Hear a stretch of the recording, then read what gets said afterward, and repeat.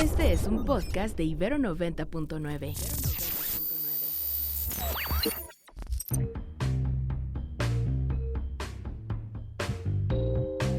Desde el estudio B de Ibero 90.9, esto es Control de Cambios, una producción de Ibero 90.9 y la revista Nexos. Mi nombre es Valeria Villalobos Guizar.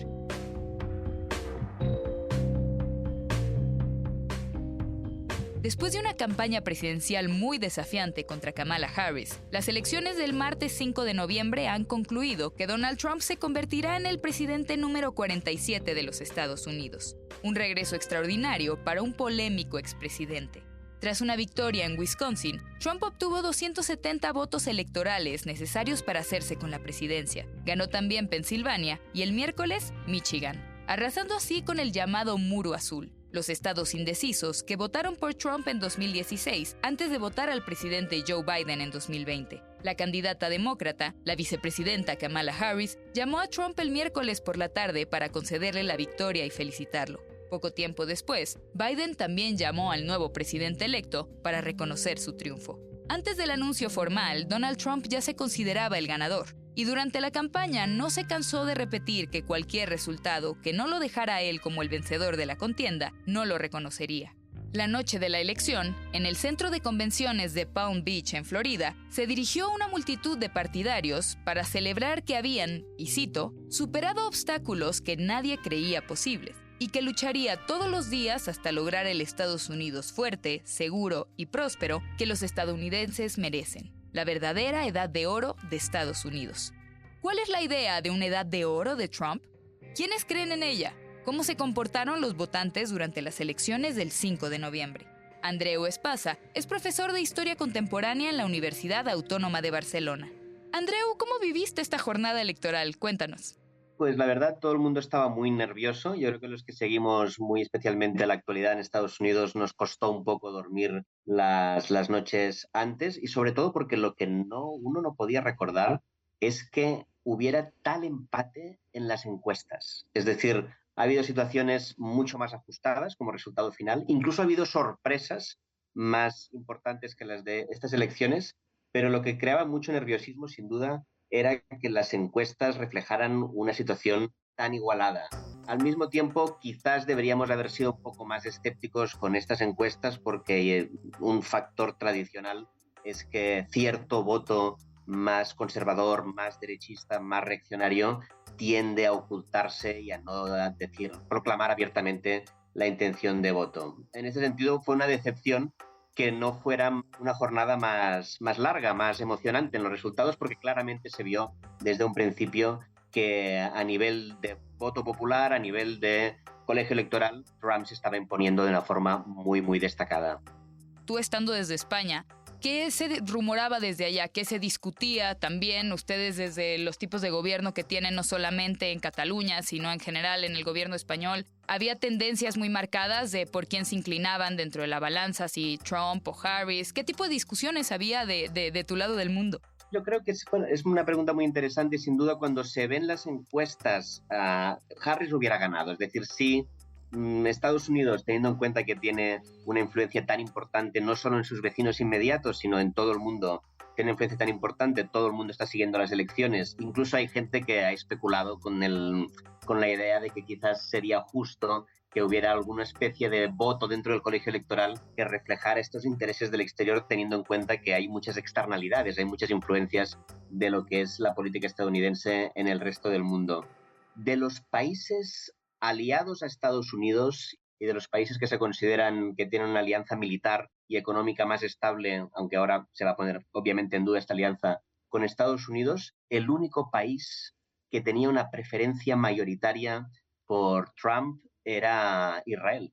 En el resto del mundo, todas las encuestas indicaban una preferencia fuertísima hacia Harris y, curiosamente, un país que sí tenía una mayoría pro-Harris, pero tenía una minoría sustancial pro-trumpiana, era Japón.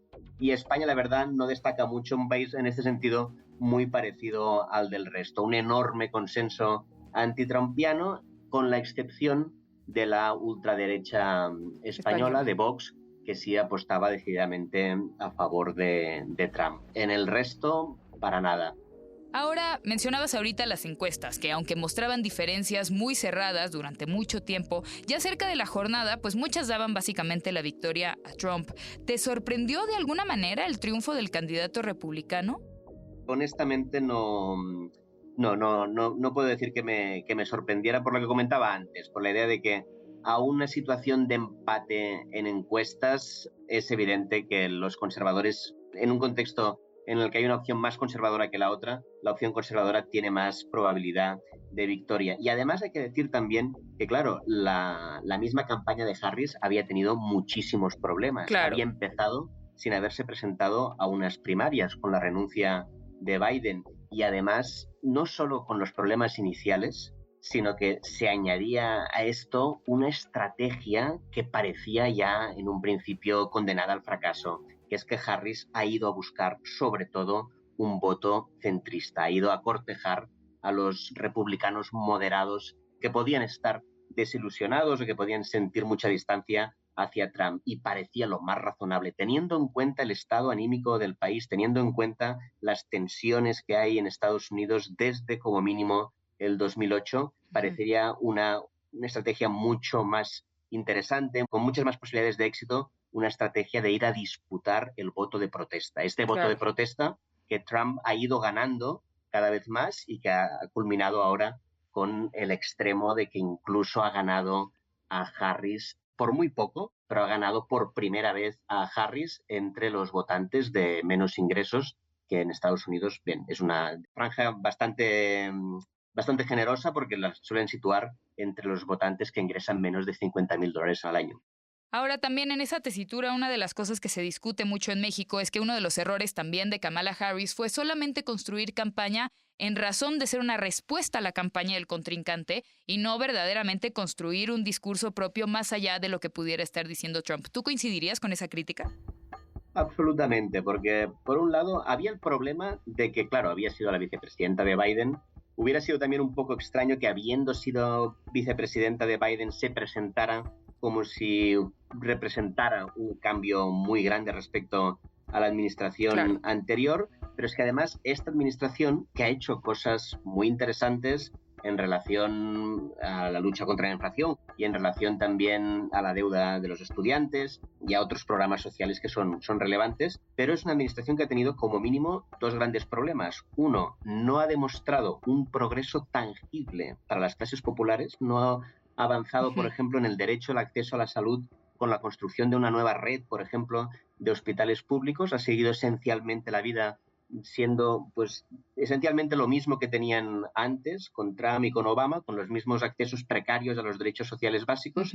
Y además hay otro problema, que es que ha habido mucha polarización, es cierto, y además esta polarización responde en algunos casos evidentemente a cuestiones en las que hay diferencias programáticas importantes, pero al mismo tiempo la gente sabe, la gente nota que hay muchos consensos entre los demócratas y los republicanos. Hay consensos en relación a lo que pasa en Israel y Palestina, hay consensos, por ejemplo, también en relación a la guerra comercial contra China, y hay consensos también, aunque ahí el grado es distinto, en valorar negativamente el fenómeno de la inmigración. Y esos consensos implican que no hay una alternativa muy clara al conservadurismo reaccionario de Trump, y ante esta alternativa liberal centrista es evidente que a la hora de movilizar votantes en un contexto de descontento popular lo tenía muy difícil y no ha aprovechado las oportunidades que tenía para romper con este legado. Ahora pasemos a lo que vimos el 5 de noviembre. ¿Qué tendencias o qué patrones regionales se observaron durante estos comicios? ¿Hubo alguna sorpresa o todo se comportó más o menos por estado como se había anticipado? Es realmente muy impresionante cómo en Estados Unidos se ha solidificado el comportamiento de voto a nivel regional, porque no tenía por qué haber sido así. Todavía en los años 70, 80 no se hablaba tanto de los swing states, estos estados que comentabas al principio, que deciden las elecciones porque son los únicos que pueden cambiar de preferencia. Es un fenómeno relativamente nuevo y es realmente muy espectacular, y puedo atestiguarlo como alguien que vivió en las elecciones en Estados Unidos. Estuve en Boston en 2008 cuando ganó Obama. No había ni un cartel de Obama ni de McCain, porque son estados, cuando está muy claro lo que va a pasar, son estados donde no hay ni siquiera campaña, casi no hay campaña electoral.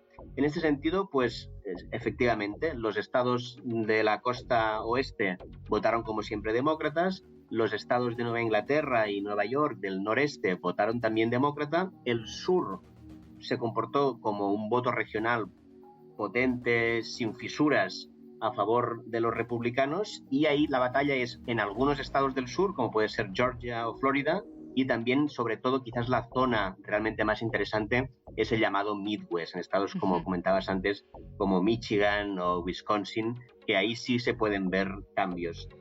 No ha habido mucha sorpresa a nivel regional. Continúa esta tendencia a los bloques sólidos regionales y en algunos casos, el único caso que realmente es muy claro y que tiene una larga tradición es el sur. El sur siempre ha votado como un bloque. Claro. Antes votaban, hasta el 64, votaban a los demócratas porque era el partido de los confederados durante la Guerra Civil y tuvieron 100 años de memoria histórica siendo leales a los demócratas, y a partir de los derechos civiles del 64 y de los derechos de voto del 65 empezaron a pasar a votar republicano. Ellos son los únicos que tienen una larga tradición de voto regional. Los otros es una tendencia relativamente reciente y es algo que es como para plantear una reforma de la democracia estadounidense, porque le quita mucho sentido al proceso electoral, el hecho de no esperar ninguna sorpresa. Esto se podría mejorar seguramente con un voto más proporcional del colegio electoral. Claro. Y eso animaría mucho a la participación y animaría más al debate y ayudaría a revitalizar una democracia que tiene sus propios problemas, como hemos visto con la elección de alguien como Donald Trump.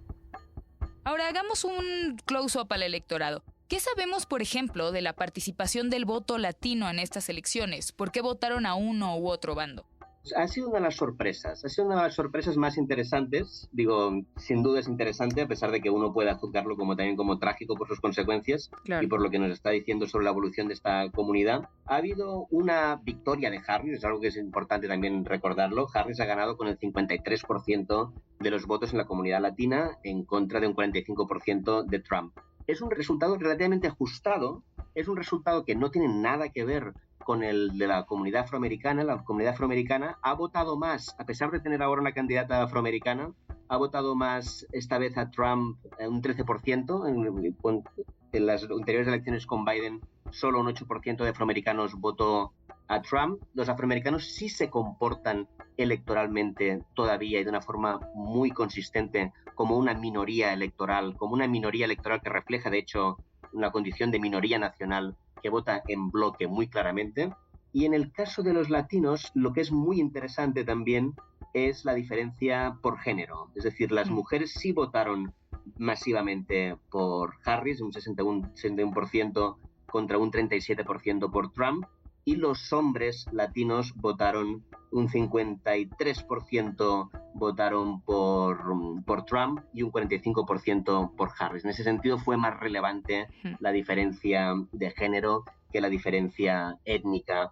Y es interesante también tener en cuenta que la comunidad latina de alguna forma está reflejando que es una comunidad también, al igual que Estados Unidos y al igual que muchos otros países en el mundo, y también evidentemente como muchos países de América Latina, es una sociedad que tiene sus escisiones ideológicas fuertes, que tiene una derecha radicalizada en algunos aspectos, tiene también una izquierda que no es una izquierda moderada también en muchos sentidos, y se refleja también esta diversidad ideológica que se da en muchos países de América Latina y no solo de América Latina, se refleja también en el voto de la comunidad latina, que no es menos cohesionada, seguro políticamente, pero incluso culturalmente es menos cohesionada que otras minorías étnicas de Estados Unidos, también por su enorme tamaño. Claro. Y es una minoría en ese sentido de la que no se puede hablar, no tiene mucho sentido hablar ya de esta minoría como si fuera un sujeto político que se va a comportar de una forma predecible.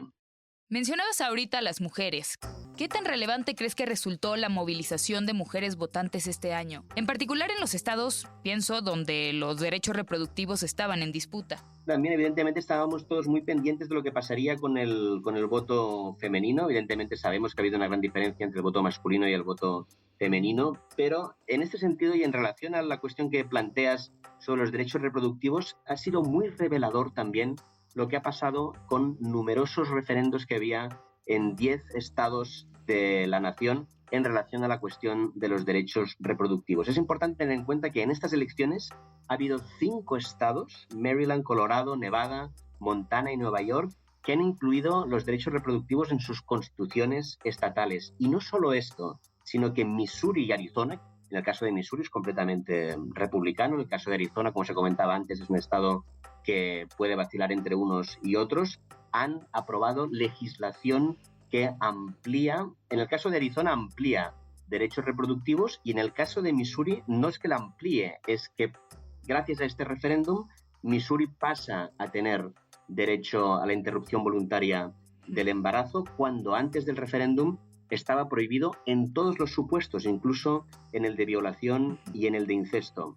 Con lo que ha habido un cambio y también ha habido lo que es la nota negativa, es que en Nebraska, Dakota y Florida han fracasado las iniciativas que pretendían introducir cambios a favor de los derechos reproductivos. En el caso de Florida hay que decir que un 57% de los votantes se han declarado, un 57% se han declarado a favor de la medida, pero se necesitaba un 60% y por eso no se ha aprobado. Lo que nos dice estas cifras, y es un desarrollo muy importante, muy a tener en cuenta, es que realmente el Partido Demócrata y la candidata Kamala Harris tienen mucha responsabilidad en su propia derrota.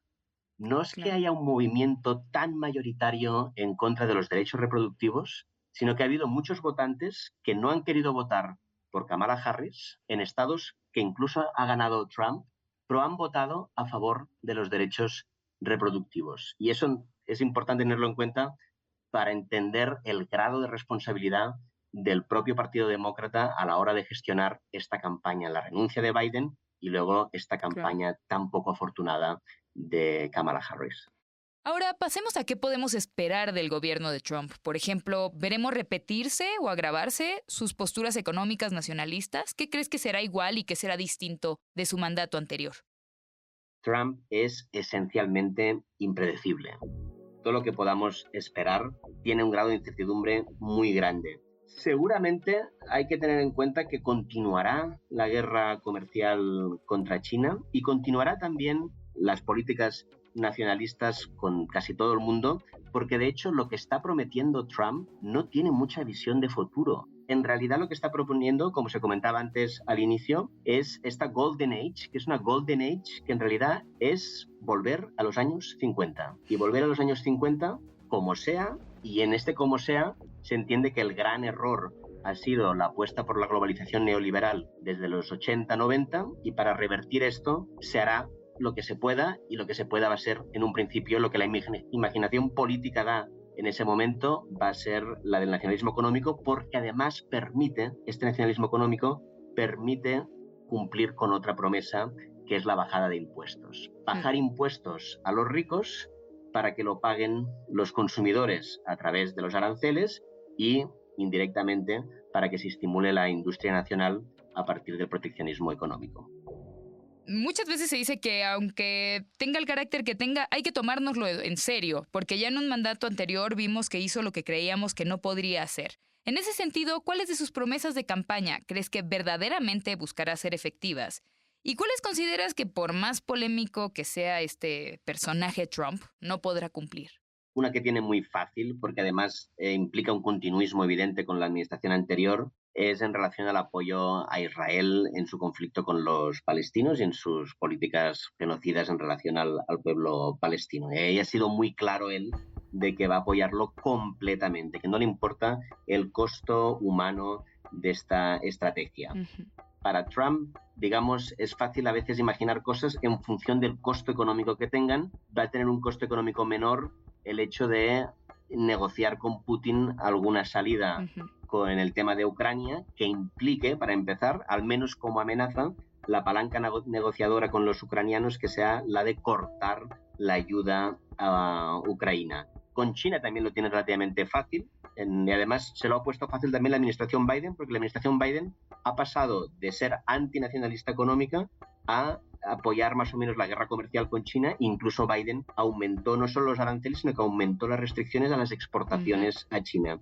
En este caso lo tiene fácil, pero creo que ahí sí lo va a tener mucho más difícil en relación a México, cómo va a lidiar con estas amenazas, porque por un lado está la contradicción de México puede ser útil en su guerra comercial contra China y además el daño que puede llegar a infligir con las amenazas de restricciones al comercio con México, el daño que puede llegar a infligir a sus aliados de las grandes empresas estadounidenses con inversiones en México, puede no salirle a cuenta y puede ser que sea algo que sea mucho más fácil, mucho más difícil de cumplir como amenaza que las otras que hemos comentado. Ahora que las elecciones han terminado, ¿dónde debemos tener puesta la atención para entender qué rumbo va a tomar la política estadounidense?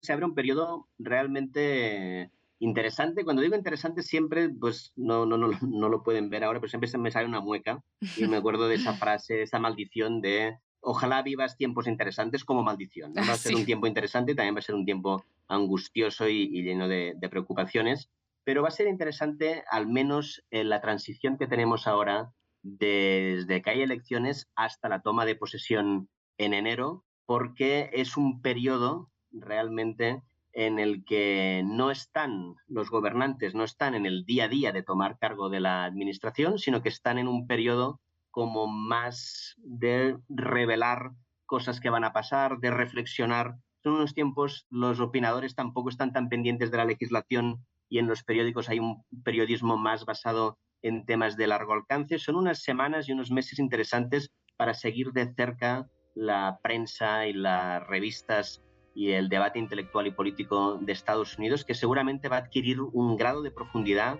mucho mayor que el que hemos tenido ahora con el ritmo frenético de la campaña electoral.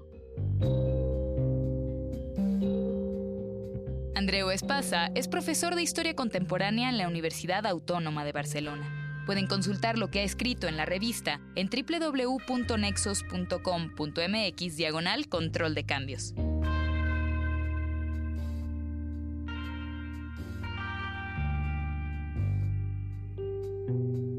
Muchas gracias por escuchar Control de Cambios, una producción de Ibero 90.9 y la revista Nexos. El guión de este episodio es de Melissa Casab y Valeria Villalobos Guízar. La producción es de Roxana Aguilar y Daniel Maldonado. Mi nombre es Valeria Villalobos Guízar.